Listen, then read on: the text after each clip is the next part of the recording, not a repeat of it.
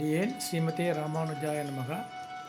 நம்ம யூடியூப் சேனலில் பல விஷயங்கள் இது வரைக்கும் பார்த்துருக்கோம். நம்ம திவ்யதேச உற்சவங்கள், திவ்யதேச யாத்திரை, சம்பிரதாய விஷயமான சில கேள்வி பதில்கள், பாசுரங்கள், இந்த மாதிரி பல விஷயங்களை பார்த்துருக்கோம். இப்போ நம்ம ஒரு அற்புதமான விஷயத்தை பார்க்க இருக்கோம்.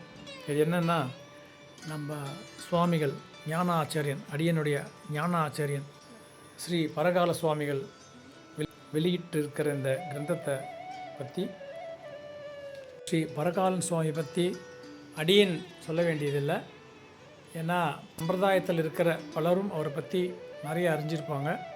அவர் காலக்ஷேபங்கள், வெளியிட்ட கிரந்தங்கள், ததியாராதனைகள், கோவில் கைங்கரியங்கள், புஷ்ப கைங்கரியம், இந்த மாதிரி பல கைங்கரியங்கள் சுவாமிகள் பண்ணிகிட்ருக்காரு.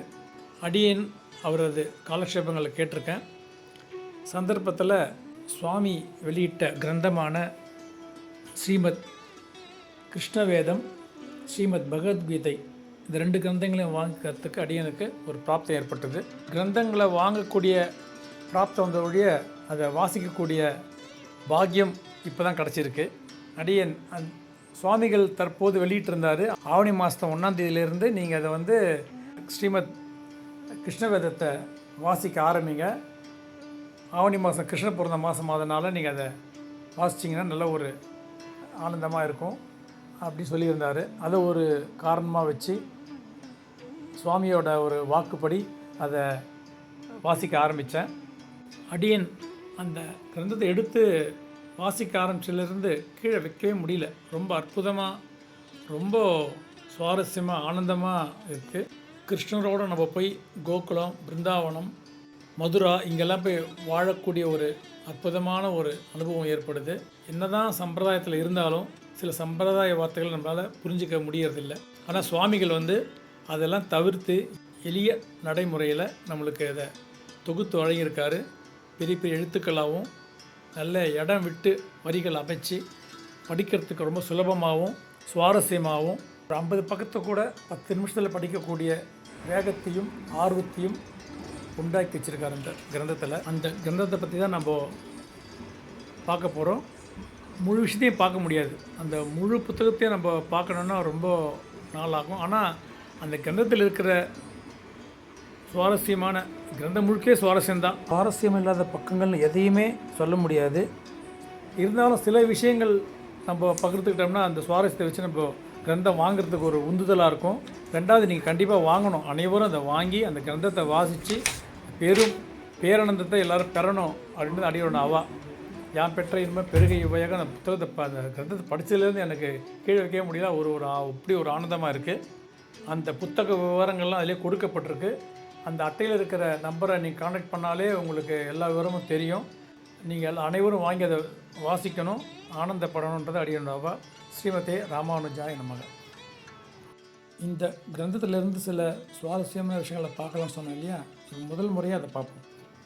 இந்த கிரந்தத்தில் புராண கதை எப்படி ஆரம்பிக்குதுன்னா, ஸ்ரீ பாகவதம் மாதிரி தொடங்கியிருக்கு. அதாவது முனிவர்கிட்ட சாபம் பெற்ற பரீட்சித் மகாராஜா சுக மகரிஷிக்கிட்ட பாகவதம் கேட்குற மாதிரி ஆரம்பிச்சிருக்காங்க. கிருஷ்ண வம்சம், அதாவது ஸ்ரீமன் நாராயணனிலிருந்து எப்படி கிருஷ்ண பகவான் வரைக்கும் எது வம்சம் எப்படி வளர்ந்துருக்குன்றதை முதல்ல சொல்லியிருக்காங்க. அது ரொம்ப சுவாரஸ்யமான ஒரு வம்ச பரம்பரையை சொல்லியிருக்கு. இதில் ஒரு நடுப்புற ஒரு விஷயம் சொல்கிறேன் நான். அடியேன் குருக்ஷேத்திரத்தில் பாரத போர் நடந்தபோது கௌரவர்களின் படைகள் கடல் போல அளவுற்று இருந்தன. அக்கௌரவர்கள் படையாகிய கடலில் திமிங்கிலங்கள், சுறாமீன்களைப் போல பீஷ்மர், துரோணர் முதலான பல வீரர்கள் இருந்தார்கள். அவர்கள் தேவர்களையும் வெல்லக்கூடிய ஆற்றலும் திறமையும் உடையவர்களாக இருந்தனர். கடக்க முடியாத கடலை கப்பலின் உதவியால் கடப்பது போல வெல்லுவதற்கரிய கௌரவ படையாகிய கடலை ஸ்ரீ கிருஷ்ண பகவானாகிய கப்பலால் பசுங்கன்றின் காலடி பதிந்த சிறு குழியை கடப்பது போல எம் முன்னோர்களாகிய பாண்டவர்கள் எளிதாக கடந்தார்கள். அந்த ஸ்ரீ கிருஷ்ண பகவான் தெய்வீக செயலை எனக்கு கூறியருளுங்கள் என பரீட்சித் மகாராஜா சுகமகரிஷ்ட கேட்குறாரு. இதில் என்ன ஒரு தாத்பரியம்னா, அதாவது கடலை, பெரிய கடலை கூட சின்ன கண்ணுக்குட்டி, மாடு கூட இல்லை, கண்ணுக்குட்டியோட காலடி அது இந்த குழி எப்படி இருக்கும், எவ்வளோன்னு இருக்கும், அது எவ்வளோ ஈஸியாக கடக்க முடியும், அந்த அளவுக்கு நம்மளுக்கு கிருஷ்ண பரமாத்மா செஞ்சு கொடுப்பாரு அப்படின்றத ரொம்ப எளிமையாக சொல்லியிருக்காரு இதில். அதை நான் புரிஞ்சுக்கணும். கிருஷ்ண பரமாத்மாவோட அருள் நம்மளுக்கு இருந்துச்சுன்னா இந்த மாதிரி பெரிய பெரிய சம்சாரங்களில் கூட நம்ம எளிதாக கடக்கலாம் அப்படின்றத அதை சொல்லியிருக்காங்க. இந்த மாதிரி பல விஷயங்கள் வருது. இந்த மாதிரி சுவாரஸ்யமான விஷயங்கள் நம்ம தொடர்ந்து அனுபவிக்குவோம். இதை விட நீங்கள் முழுமையாக அந்த அனுபவத்தை பெறணுன்னா அந்த கிரந்தத்தை வாங்கி ஒவ்வொருத்தரும் அதை படிக்கணும், வீட்டில் வச்சு பூஜை பண்ணணும், பூஜை பண்ணி எடுத்து படிக்கணும். கிருஷ்ணனுடைய அருள் பரிபூர்ணமாக கிடைக்கணும்.